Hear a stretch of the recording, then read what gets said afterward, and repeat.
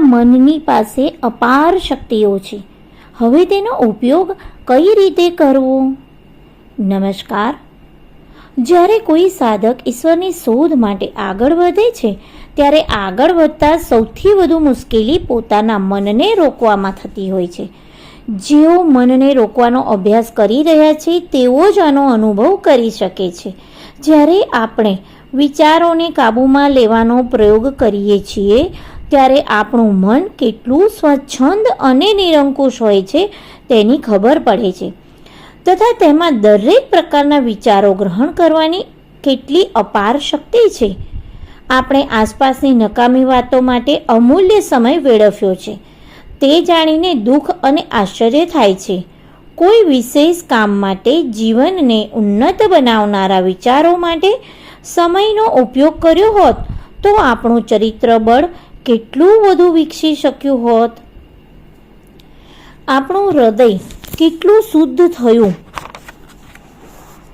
આપણો પ્રભાવ કેટલો વધી જાત અને આત્માની ઉન્નતિ કેટલી વધારે સારી થઈ શકી હોત. જો આ કથનમાં કોઈ દિવસે વિશ્વાસ બેસે તો તે દિવસને જીવનમાં અત્યંત મહત્વપૂર્ણ સમજવો જોઈએ. મન પહેલાં તો આપણી વાત પર ધ્યાન આપવા તૈયાર થતું નથી. તેની સ્થિતિ તે વાછરડા જેવી હોય છે જે દોરડું તોડીને સ્વતંત્ર થવા ઈચ્છે છે. આપણે મનને કાબૂમાં લેવાની ઈચ્છા ધરાવતા હોઈએ તો આપણે ભારે ધીરજથી કામ લેવું પડશે અને તેને અનેકવાર આમ તેમ રખડતું રોકવું પડશે. શક્ય છે કે નિરાશ થઈને એ પ્રયત્ન મૂકી દઈએ, પણ એવું કરવું આપણે માટે ખૂબ જ નુકસાનકારક સાબિત થશે. મનને રોકવા માટે સૌ પ્રથમ ધૈર્ય રાખવાની જરૂર છે. ઝડપ કરવાથી નુકસાન થશે, લાભ થવાનો તો નથી જ. ધીમે ધીમે કામ કરીને સફળતા મેળવવી સારી છે, પણ ઉતાવળ કરીને નિષ્ફળ જવું એ બરોબર નથી. શરૂઆતમાં મનને વધારે ત્રાસ ન આપવો અને તેને વધારે વાર એકાગ્ર કરવા પર વધુ ધ્યાન ન આપવું. આવી પદ્ધતિની ટેવ પડી ન હોવાથી તે અટકી જશે અને આપણે લક્ષ્યને પામી શકીશું નહીં. સાચો માણસ તો તે જ છે જે ધીમે ધીમે મન પર કાબૂ કરી લે છે.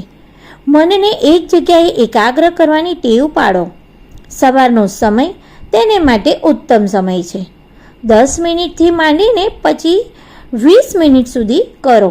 1 કે 2 અઠવાડિયા પછી અડધો કલાક સુધી પ્રયત્ન કરી શકાય. આમ ધીમે ધીમે મન કોઈ એક સ્થાન પર એકાગ્ર થવા લાગશે.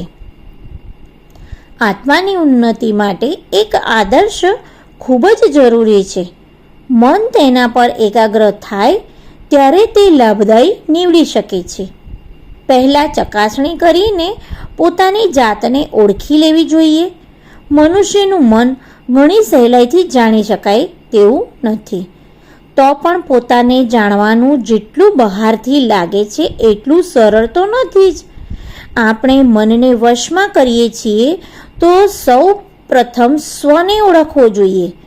આપણે પોતાની ઊંડી તપાસ કરીએ, પોતાની ઈચ્છાઓનું વિશ્લેષણ કરીએ, પોતાની ઈચ્છાઓને ઓળખીએ, પછી વિચારીએ કે આપણે અમુક વાત કેમ કહી હતી કે અમુક કામ કેમ કર્યું હતું.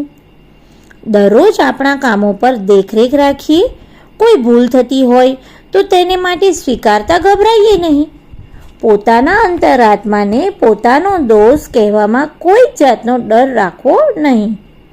આમ કરવાથી આપણા આત્માની ઉન્નતિ થતી રહેશે.